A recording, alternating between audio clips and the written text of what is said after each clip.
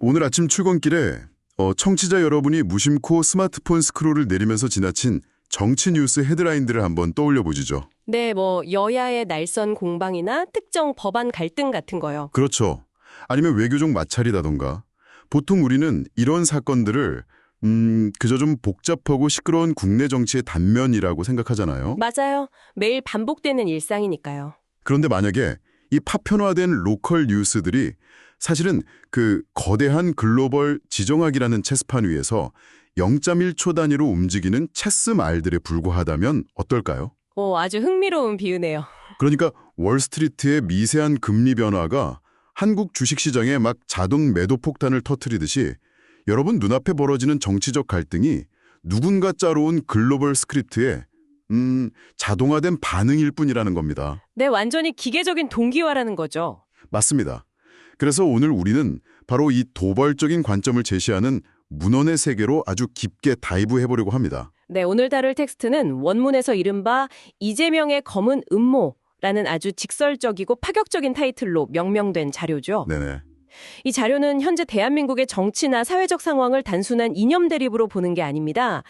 국가 시스템 전체를 아예 재부팅하려는 거대한 통제 전략의 일환으로 분석하고 있거든요. 아, 좋습니다. 본격적으로 이 문헌의 뼈대를 해체하기 전에 오늘 이 심층 분석을 듣고 계신 여러분께 아주 명확하게 선을 긋고 넘어가야 할 필수적인 사항이 하나 있습니다. 네, 이 부분은 정말 중요하죠. 네. 저희는 지금 이 텍스트에 담긴 특정한 정치적 견해나 주장을 지지하거나 동조하는 게 절대 아닙니다. 당연합니다. 우리의 오늘 임무는 단지 이 문헌이 제시하는 국가 통제 전략이라는 주장이 도대체 어떤 논리적 구조를 가지고 있는지 그걸 객관적으로 해체하고 전달해드리는 것뿐입니다. 맞아요. 이 자료를 일종의 정교한 분석 모델 하나로 삼고 그 작동 원리가 뭔지 한번 임상적으로 들여다보자는 취지인 거죠. 그렇죠. 자, 그럼 바로 들어가 보죠. 텍스트가 가장 먼저 주목하는 지점이 아까 제가 비유했던 그 거대한 체스판, 즉 글로벌 정세화의 동기화 현상입니다.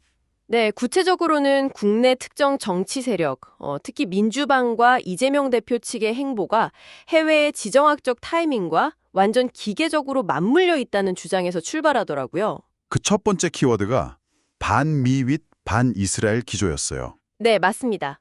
근데 보통 정치권에서 이런 기조가 나오면 전통적인 지지층을 좀 결집하기 위한 일종의 이념적 제스처로 해석하지 않나요? 그렇죠. 통상적으로는 그렇게 보죠. 근데 이 자료는 그게 단순한 이념 표출이 아니라고 분석하잖아요. 네, 그 이념적 선명성이라는 겉포장 안에 철저하게 계산된 글로벌 타이밍이 숨어 있다는 게 이 텍스트의 핵심 논리거든요. 타이밍이요? 네, 텍스트는 현재 미국 내부의 정치적 역학관계를 끌어옵니다. 미국 공화당 내부에 막 확산되는 전쟁 반대 여론, 그리고 도널드 트럼프 전 대통령을 향한 사법적 정치적 압박이 최고조에 달하는 바로 그 시점 말이죠. 아, 그러니까 그 시점에 정확히 맞춘다는 거군요. 맞아요. 원문은 한국의 특정 세력이 트럼프가 이란과의 중동 갈등이나 향후 선거 국면에서 아주 치명적인 위기를 맞이할 거라는 전제를 이미 설정해두고 보조를 맞추고 있다고 주장합니다. 잠깐만요. 아니, 그렇다면 이 자료의 주장은 그 한국의 특정 정치 세력이 미국 대선 유력 후보의 미래 위기 시나리오까지 싹 다 계산해서 자신의 국내 행보를 결정한다는 뜻인가요? 네, 원문의 주장은 그렇습니다. 아니, 이건 너무 복잡하고 다층적인 게임 아닌가요? 솔직히 과연 이렇게까지 정교한 글로벌 동기화가 현실적으로 가능할까요? 미국 정치도 변수가 엄청 많잖아요. 당연히 상식적인 관점에서는 충분히 제기할 수 있는 예리한 질문이죠. 저도 처음엔 그렇게 생각했거든요. 그렇죠. 근데 이 문헌은 그들이 무슨 예지력이 있어서 미래를 예측하는 게 아니라고 설명합니다. 그럼 뭐죠? 이미 형성된 글로벌 카르텔, 그러니까 글로벌 반트럼프 세력이나 해외 거대 자본 카르텔이 움직이는 스크립트를 이미 공유하고 있다는 거예요. 아, 예측이 아니라 공유다. 네, 그 거대한 흐름에 맞춰서 국내 정치 세력도 실시간으로 연대하고 실행에 옮기고 있다는 뜻이죠. 와, 그러니까 개별적인 반미 발언이나 외교적 마찰이 그냥 우연히 나온 실언이 아니라 네, 우연이 아니라는 겁니다. 거대한 시스템 안에서 정확한 타이밍에 송출되는 의도된 신호라는 거죠. 대단하네요.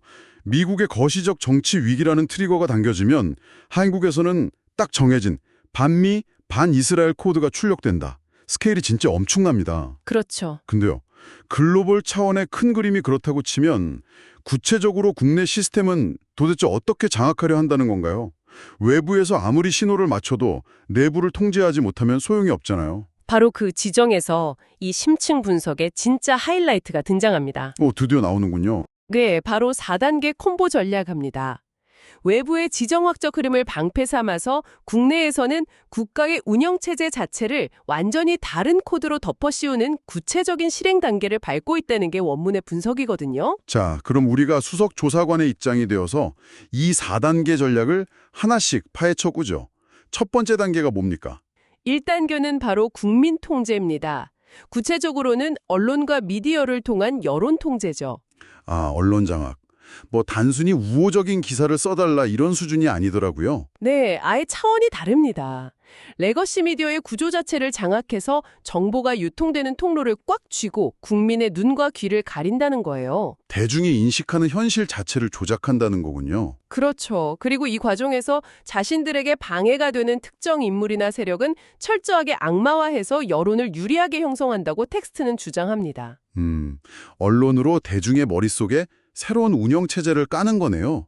권위주의로 가는 아주 전형적인 첫 단추죠. 맞습니다. 자, 그럼 1단계가 성공했다고 칩시다. 그 다음엔 반대파를 억누를 물리적이고 경제적인 힘이 필요할 텐데 2단계는 뭔가요?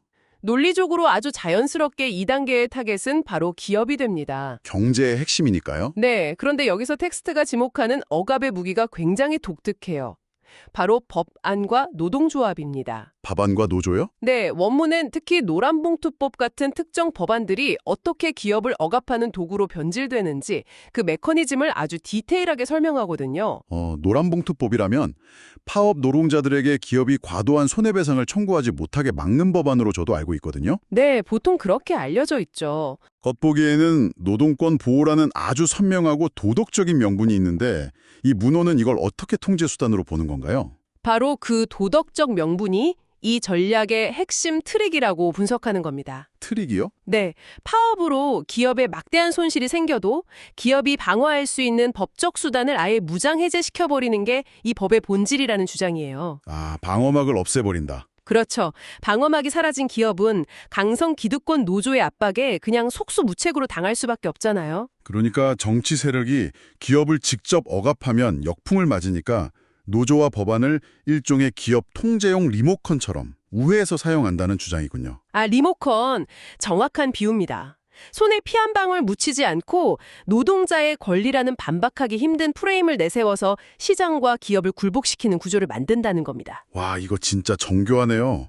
이 방송을 듣고 계신 여러분이라면 여기서부터 우리 삶에 어떤 여파가 올지 체감하실 겁니다. 네, 바로 와닿죠. 기업 경영이 마비되면 결국 물가 인상이나 일자리 감소로 이어지니까요. 자, 그런데 경제가 엉망이 되면 대중은 선거로 심판하려고 하잖아요. 당연하죠. 그럼 이 시스템을 유지하려면 선거로 통제해야 할 텐데 3단계가 바로 그거죠. 네, 3단계가 바로 야당 무력화와 선거 시스템 장악입니다.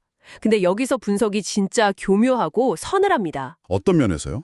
보통 반대파를 무력화한다고 하면 막 물리적으로 탄압하거나 감옥에 보내는 걸 생각하잖아요. 그렇죠. 독재 국가들처럼요. 근데 원문은 그런 거친 방식이 아니라 선거 시스템 자체를 쥐락펴락해서 야당을 아예 기득권 카르텔 안으로 흡수해버린다고 분석합니다. 흡수요. 그러니까 국민의힘 같은 야당 일부 세력까지도요. 네, 맞습니다.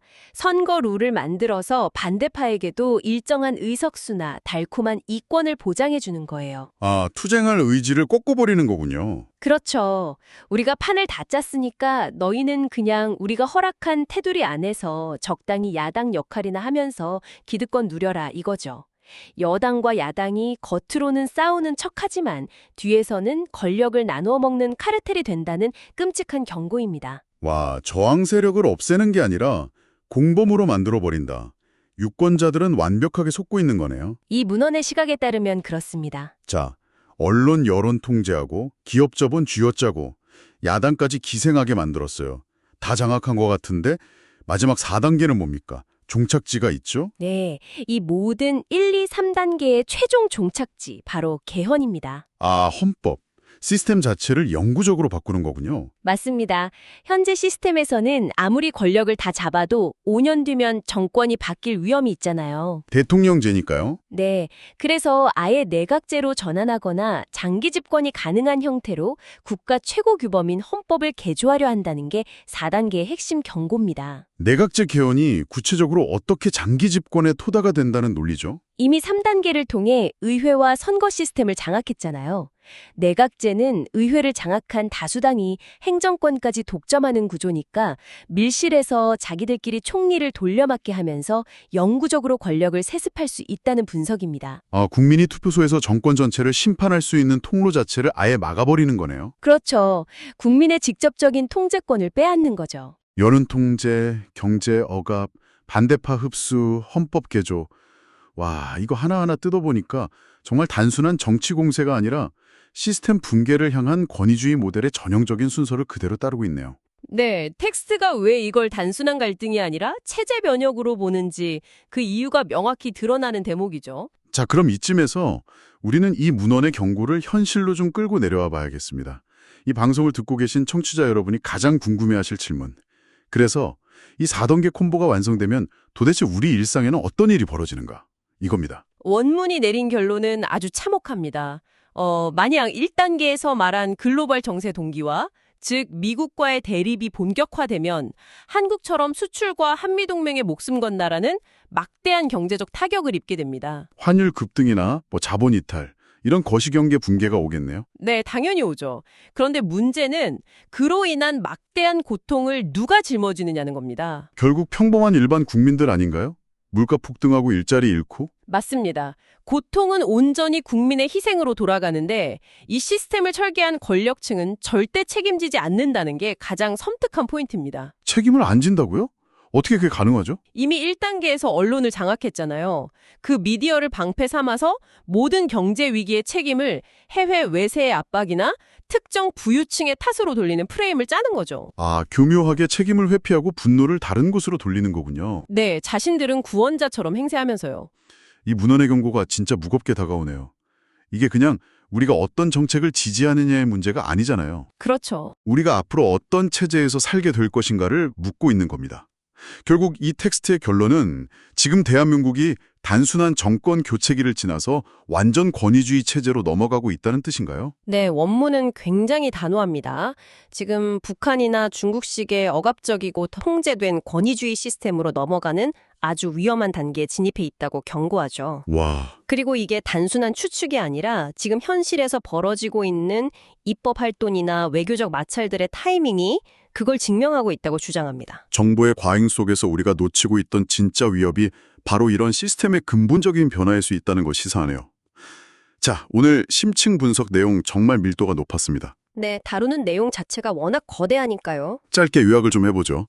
글로벌 정세, 그러니까 반미 반이스라엘 카르텔과의 동기화에서 언론 장악, 기업 억압, 선거 시스템 장악, 그리고 최종적인 개헌으로 이어지는 4단계 통제 전략이었죠. 네, 그리고 그 종국에는 국민들이 온갖 경제적 고통을 떠안고 권위주의 체제로의 위험한 전환을 맞이하게 될 거라는 경고까지. 네, 전체적인 인과관계가 그렇게 연결됩니다. 다시 한번 청취자 여러분께 상기시켜드립니다. 오늘 저희가 나눈 이야기는 특정 세력을 비판하거나 옹호하기 위함이 절대 아닙니다. 네, 저희는 철저히 관살자 입장입니다. 이런 아주 도발적인 관점과 경고를 담은 문헌 자체가 존재하고 이를 통해서 우리가 정치 현상을 바라보는 전혀 새로운 프레임 하나를 해부해 본 거라는 점 꼭 기억해 주시기 바랍니다. 맞습니다.